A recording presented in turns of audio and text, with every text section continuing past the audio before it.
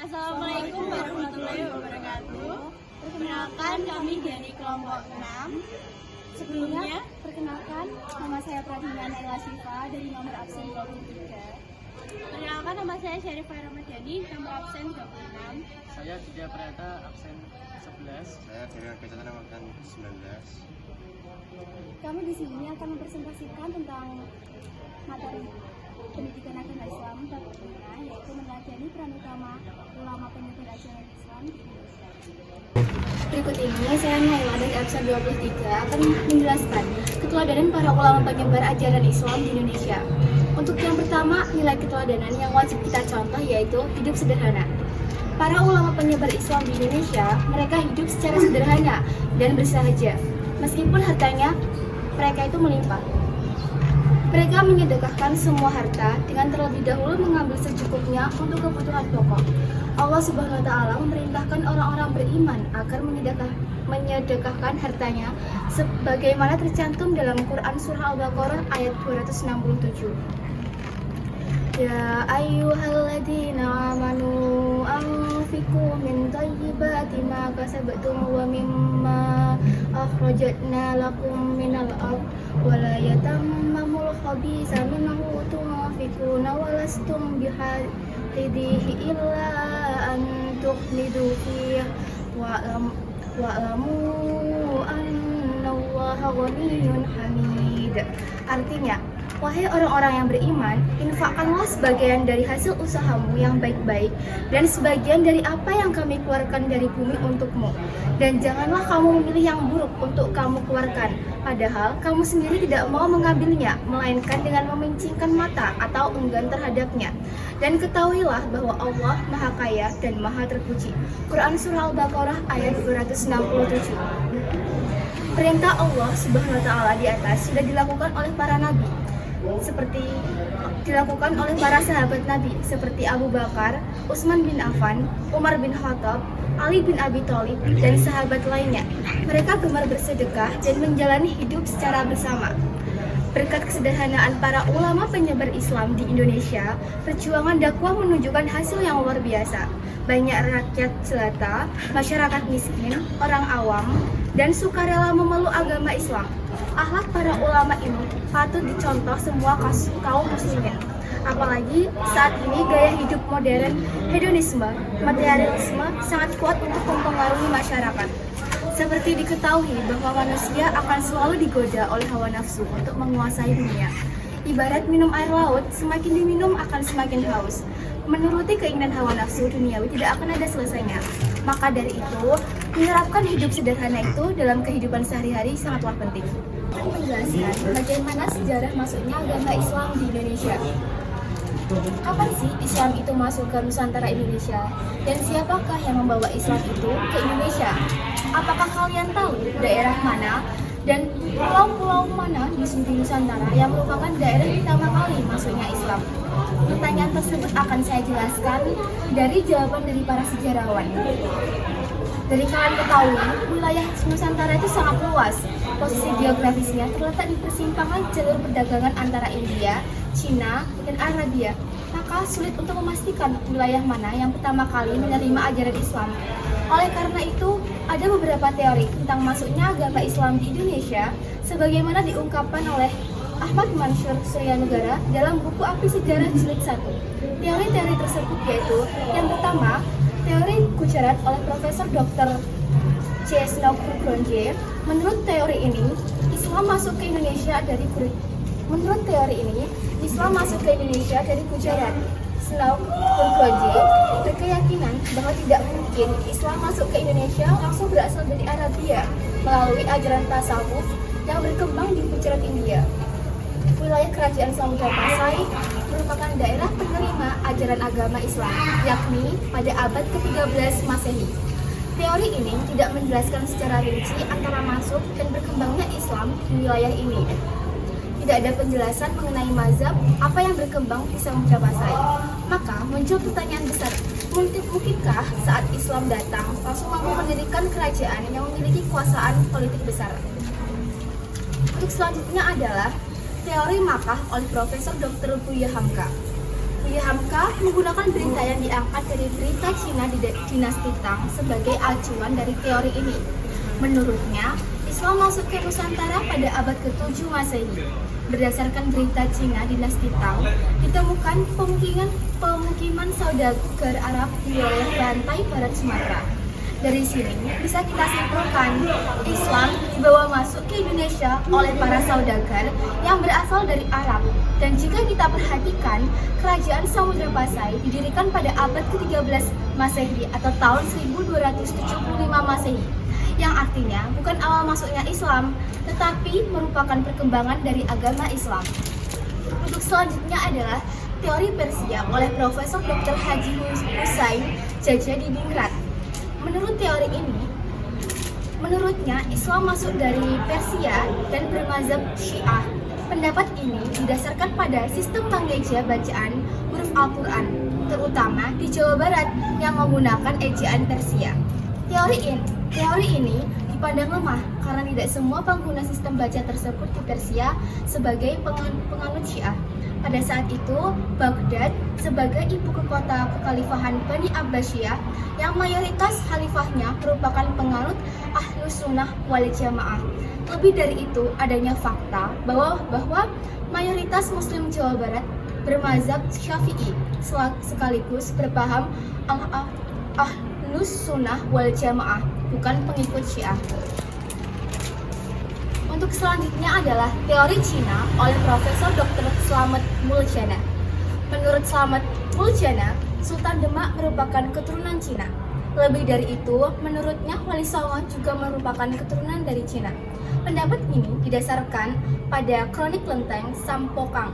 Misalnya, Sultan Demak Panembahan Fatah dalam kronik Lenteng Sampokong bernama Panembahan Cinpun. Sultan Trenggalek disebutkan dengan nama Tungkalo, sedangkan Wali Songo Sunan Ampel dengan nama Gong Suihu dan Sunan Gunung Jati dengan nama Toh Abu. Perlu kita ketahui bahwa menurut kebudayaan Cina, penulisan sejarah yang terkait dengan penulisan nama tempat dan nama orang yang bukan dari negeri Cina juga ditulis menurut bahasa Cina. Maka sangat mungkin seluruh nama-nama Raja Majapahit juga dicinakan dalam kronik Lenteng Sampokong Semarang. Pertanyaannya, mengapa nama Sultan Demak dan para wali Songo yang dicinakan dalam kronik Lenteng Sampokong dianggap sebagai orang Cina? Selanjutnya adalah teori maritim oleh Na'abalot. Walaupun di Mekah dan Madinah terjadi perang selama kurun waktu 10 tahun antara 1 hingga 11 Hijriah atau 622 hingga 623 Masehi. Namun, tidak memutuskan jalur perdagangan laut yang sudah menjadi tradisi sejak lama. Jalur perdagangan tersebut adalah jalur antara Timur Tengah, India, dan Cina. Hubungan perdagangan ini semakin lancar pada masa Khulafaur Rasyidin, yaitu pada abad 11 hingga 41 Hijriah atau 632 hingga 661 Masehi. Banyak juga para sahabat Nabi Shallallahu Alaihi Wasallam yang berdakwah keluar Madinah, maka itu disebut oleh Jazirah Arab. Dan menurut N.A. Bahloh, hal itu terjadi karena umat Islam memiliki kemampuan dalam penguasaan perniagaan melalui jalur maritim. Melalui jalur ini, yakni pada abad ke-1 Hijriah atau abad ke-7 Masehi, agama Islam dikenalkan di sepanjang jalur niaga di pantai-pantai tempat persinggahannya. Proses pengenalan ajaran Islam ini berlangsung dalam kurun waktu abad 1 hingga abad ke-5 atau disebut dengan tahun 7 hingga 12 Masehi. Fase berikutnya adalah pengembangan agama Islam, terjadi mulai dari abad ke-6 Hijriah sampai ke pelosok Indonesia. Saudagar pribumi berperan penting dalam proses pengembangan agama Islam di pedalaman-pedalaman, dimulai dari Aceh pada abad ke-9 Masehi dan diikuti tumbuh dan berkembangnya kerajaan Islam di berbagai wilayah. Selanjutnya saya akan melanjutkan perkembangan kesultanan di Indonesia. Masa perkembangan agama Islam adalah kurun waktu pada saat umat Islam telah membangun kesultanan sebagai bentuk kekuasaan politik. Sebagai contoh, Kesultanan Samudra Pasai di Sumatera Utara pada abad ke-13 Masehi. Kesultanan Iran di Gresik pada Jawa Timur pada abad ke-11 Masehi. Perkembangan Islam di Indonesia semakin meluas, sering dengan banyaknya raja-raja Hindu yang memeluk Islam. Dengan demikian terbentuklah Kesultanan Islam di berbagai wilayah di Indonesia. Istilah kerajaan berubah menjadi kesultanan, dan istilah raja berubah menjadi sultan. Salah satu motif para raja memeluk Islam adalah untuk mempertahankan kekuasaannya, karena mayoritas rakyatnya sudah memeluk Islam lebih dahulu. Rakyat berbondong-bondong masuk Islam karena syarat masuk Islam sangat mudah. Lebih dari itu, Islam tidak mengenal sistem kasta. Islam dianggap sebagai agama pembebas bagi rakyat jelata. Tumbuhnya Kesultanan Islam di Indonesia tidak dapat dilepaskan dari sebab tumbuhnya politik di Indonesia. Periode Khulafaur Rasyidin, Bani Umayyah, Bani Abbasiyah, Fatimiyah hingga Kesultanan Turki Ustamani. Kemudian diikuti dengan runtuhan pengaruh Hindu Buddha di India dan munculnya kerajaan Moghul.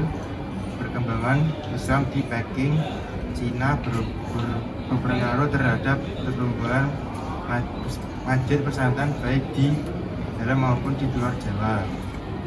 Perbedaan mazhab antara Gujarat dan Samudra Pasai inilah yang dijadikan alasan oleh Buya Hamka untuk menolak teori Gujarat. Jika benar bahwa agama Islam berasal dari Jarat, seperti pendapat Sauburrojen, dan wilayah pertama penerimaan ajaran Islam adalah Samudra Pasai, maka dapat dipastikan bahwa Samudra Pasai akan bermazhab Isya. Menurut Ibnu dipastikan bahwa Samudra Pasai akan bermakna Isya, bukan mazhab Isya. Oleh karena itu, Buya Hamka berkeyakinan bahwa Islam dibawa langsung oleh Saudagar dari Mekah, bukan dari Gujarat. Sejarawan Belanda pada masa kolonial membagi periodasi sejarah Indonesia menjadi satu, zaman animisme dan dinamisme, kedua zaman Hinduisme dan Buddhisme, nomor 3 zaman Islamisme, nomor 4 Katolikisme dan Protestanisme. Bertolak dari periodisasi ini, sejarah Islam dituliskan setelah kerajaan Majapahit mengalami kemunduran pada abad ke-15 Masehi. Sudah dituliskan bahwa sejak abad ke-7 agama sudah mulai didakwah di Indonesia. Makanya Islam dianggap baru masuk dan dikenal oleh masyarakat Indonesia pada abad 15 Masehi.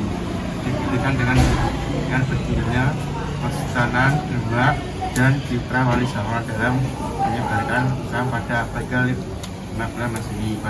Perjalanan abad Masehi termasuk periode perkembangan Islam di Indonesia, bukan periode masuknya Islam ke Indonesia yang terjadi pada kurun waktu ke-abad 17 Masehi. Oke, saya akan melanjutkan tentang tokoh penyebaran agama Islam di Indonesia. Banyak tokoh ulama dan sultan yang berperan aktif dalam penyebaran Islam di wilayah masing-masing. Yang pertama, Sultan Malik Al-Saleh, yaitu dari 1267 sampai 1297 Masehi. Meurasilu atau Sultan Malik Al-Saleh merupakan pendiri dan raja pertama Samudra Pasai, berdiri pada tahun 1267 Masehi. Meurasilu memeluk Islam berkat pertemuannya dengan Syekh Ismail dari Mekah. Setelah masuk Islam, Meurasilu bergelar Sultan Malik Al-Saleh dan berkuasa selama 29 tahun. Kesultanan Samudra Pasai merupakan gabungan dari kerajaan Peurlak dan kerajaan Pasai.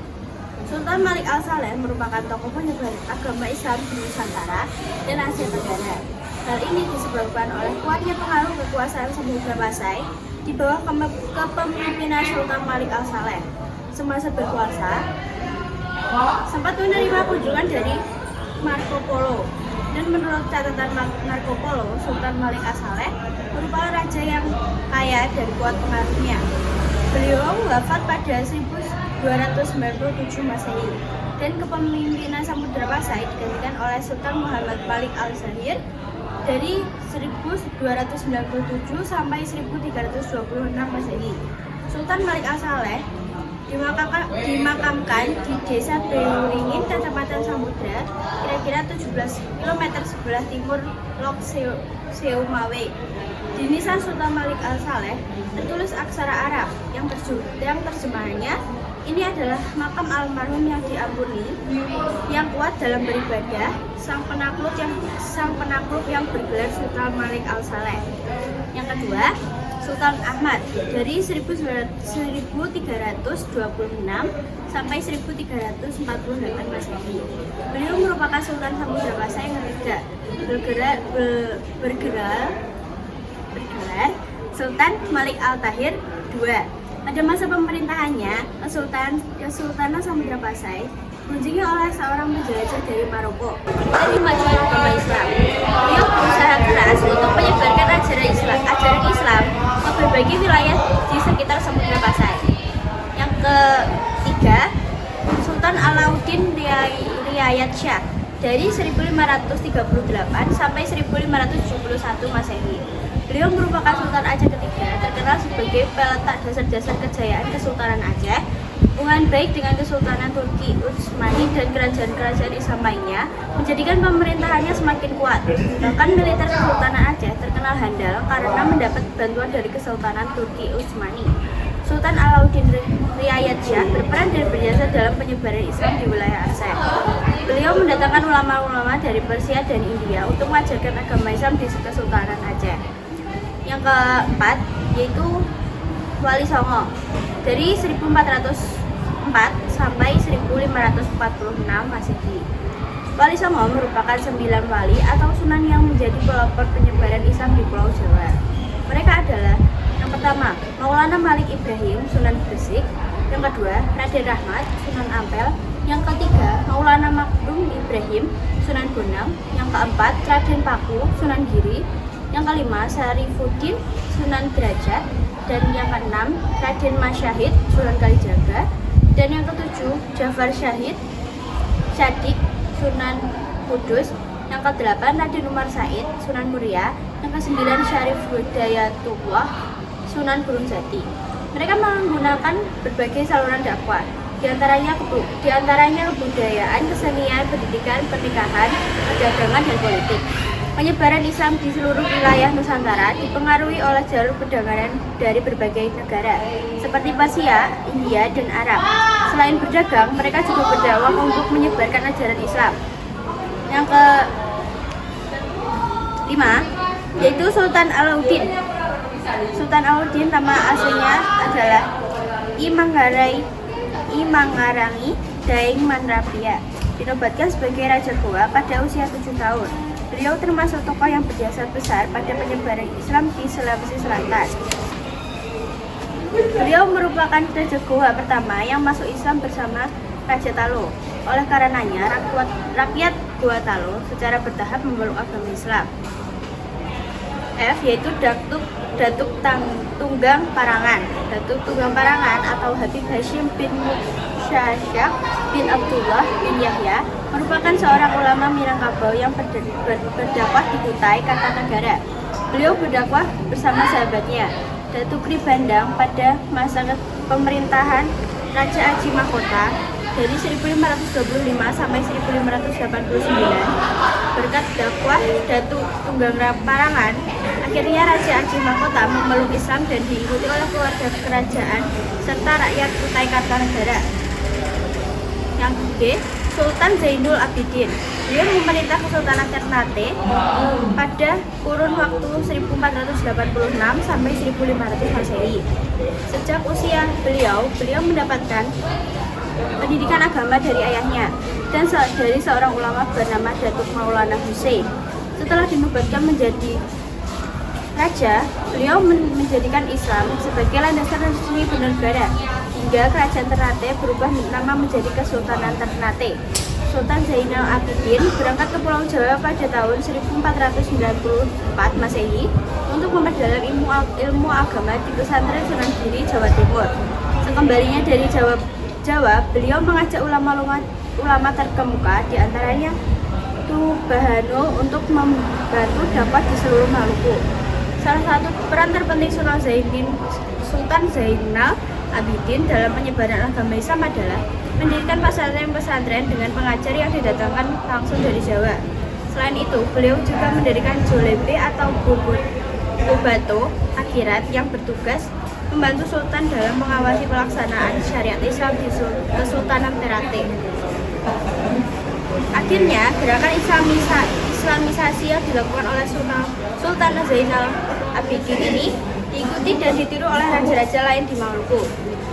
Selain tokoh-tokoh di atas, masih banyak ulama yang berjasa menyebarkan agama Islam di Indonesia sejak abad ke-18 sampai masa kontemporer. Di antaranya adalah Abdul Syed Abdul Rahman Abdul Samad Al-Palimbani, berasal dari Palembang, Sumatera Selatan; Syekh Mahfud Al-Termasi, berasal dari Termas, Jawa Timur; Syekh Nawawi Al-Bantani, berasal dari Banten; dan Syekh Muhammad Yasin Bil Isa Al-Padani, berasal dari Padang dan dari Sumatera Barat. Ada juga ulama Indonesia yang bermukim di Mekah, yakni Syekh Ismail Al-Minangkabawi dan Syekh Ahmad Khatib Sambas. Keduanya memiliki jasa besar terhadap penyebaran Islam di Nusantara melalui para muridnya. Murid-murid tersebut yang pertama berasal dari Banten, Nawawi Abdul Karim Marzuki dan Ismail Arsyad bin Asad dan Arsyad bin Awan. Yang kedua berasal dari Priangan, Mahmud dan Hasan Mustafa. Yang ketiga berasal dari Batavia, Mujitaba, Aidarus dan Junai. Yang keempat berasal dari Sumbawa, Ahmad dan Zainuddin. Ke-13 ulama tersebut ada yang kembali ke Nusantara, ada pula yang menetap di Haramain. Meskipun menjadi mukimin di sana, mereka tetap ikut andil dalam menyebarkan Islam di Indonesia. Kebanyakan ulama yang disebutkan di atas merupakan penulis-penulis hebat dengan karya monumental. Karya para ulama tersebut ditulis dalam bahasa Arab, Melayu, Jawa, atau bahasa lokal lainnya. Dan saat ini banyak yang dicetak ulang di Indonesia. Jadi saya akan melanjutkan bagian Jembatan Naila, bagian B, gigi dalam berjuang. Untuk meraih keberhasilan dalam menyebarkan Islam di Indonesia diperlukan kegigihan dan tekad kuat. Ulama penyebar Islam di Indonesia telah menunjukkan sikap bersemangat, pantang menyerah, gigih dalam memperjuangkan agama Islam.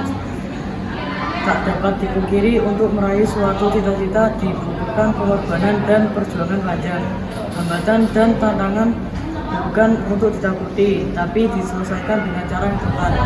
Allah SWT tidak akan mengubah nasib suatu kaum kecuali mereka sendiri yang mengubahnya. Hal ini sesuai firman Allah SWT dalam Quran surat Al-Ra'd ayat 11. A'udzubillahi minasyaitonirrajim. Bismillahirrahmanirrahim. Lahu mu'aqibatun min baini yadayhi wa min khalfihi yahfazunahu min amrillah. Innallaha la yughayyiru ma biqaumin hatta yughayyiru ma bi anfusihim. Wa idza aradallahu biqaumin su'an fala maradda wa ma lahum min dunihi wali. Yang artinya baginya manusia adalah malaikat-malaikat yang selalu menjaganya bergiliran dari depan dan belakangnya. Mereka menjaganya atas perintah Allah. Sesungguhnya Allah tidak akan mengubah keadaan suatu kaum sebelum mereka mengubah keadaan diri mereka sendiri. Dan apabila Allah menghendaki keburukan terhadap suatu kaum, maka tak ada yang dapat menolaknya dan tidak ada pelindung bagi mereka selain Dia. Quran Al-Ra'd ayat 11. Para ulama lebih mengutamakan kelancaran dakwah daripada kepentingan pribadi dan keluarganya. Kesenangan duniawi diabaikan demi keberhasilan dakwah. Medan dakwah yang berat berupa lautan, hutan belantara, dan ancaman musuh tidak menyurutkan tekad perjuangan dakwah. Mereka optimis mampu melaksanakan dakwah dengan baik. Baik, untuk selanjutnya bagian C, menguasai ilmu agama secara luas dan mendalam. Menyampaikan ajaran Islam kepada masyarakat yang sudah beragama bukanlah persoalan mudah.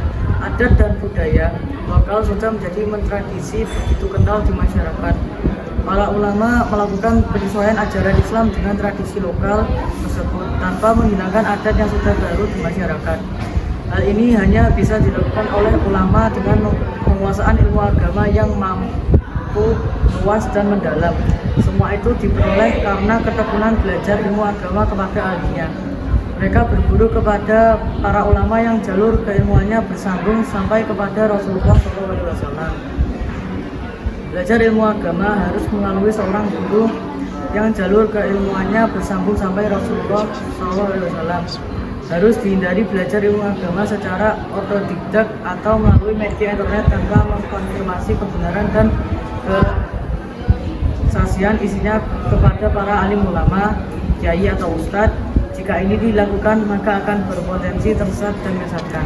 Kemudian untuk bagian D, produktif berkarya. Para ulama sangat produktif berkarya lewat ilmu pengetahuan dan amal soleh. Banyak kitab dan tulisan karya mereka yang terus-menerus dipelajari oleh santri hingga saat ini. Karya-karya tersebut merupakan wujud kepedulian para ulama dalam menyelamatkan generasi penerus agar dijaga akidahnya dari pengaruh ajaran sesat. Para ulama berusaha meluangkan waktu, tenaga, dan pikiran untuk mendokumentasikan pikirannya melalui sebuah kitab. Hal ini merupakan bentuk amal jariah yang akan terus dikenang sepanjang hayat oleh generasi setelahnya. Kemudian untuk bagian E, sabar. Ujian dan cobaan yang dialami oleh para ulama penyebar Islam di Indonesia berhasil dilalui dengan kesabaran. Salah satu hikmah adanya ujian tersebut adalah dapat diketahui tingkat keimanan seseorang. Allah Subhanahu wa Ta'ala, seorang pendakwah harus memiliki tingkat kesabaran tinggi karena menghadapi umat yang memiliki keberagaman budaya, etnis, tingkat pendidikan, dan kepribadian. Seseorang akan diuji oleh Allah Subhanahu wa Ta'ala sesuai dengan tingkat keimanannya. Semakin tinggi keimanan, maka semakin berat ujian dari Allah Subhanahu wa Ta'ala. Keimanan dan kesabaran adalah dua sisi yang menyatu, tidak dapat dibedakan satu sama lain. Diibaratkan seperti kepala dan badan. Manusia yang paling berat ujiannya adalah para nabi, kemudian para wali, dan seterusnya sampai derajat orang awam.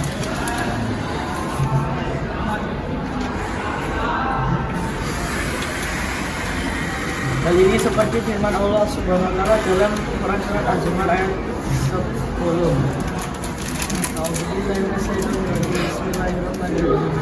Qul ya ayyuhalladzina amanu taqu rabbakum lilladzina ahsanu fi hadhihi dunya hasanah wa ardullahi wasi'atun innama yuwaffa sabiruna ajrahum bighairi hisab. Yang artinya, katakanlah Muhammad, wahai hamba-hambaku yang beriman, bertakwalah kepada Tuhanmu. Bagi orang-orang yang berbuat baik di dunia ini akan memperoleh kebaikan, dan bumi Allah itu luas. Hanya orang-orang yang bersabarlah yang disempurnakan pahalanya tanpa batas.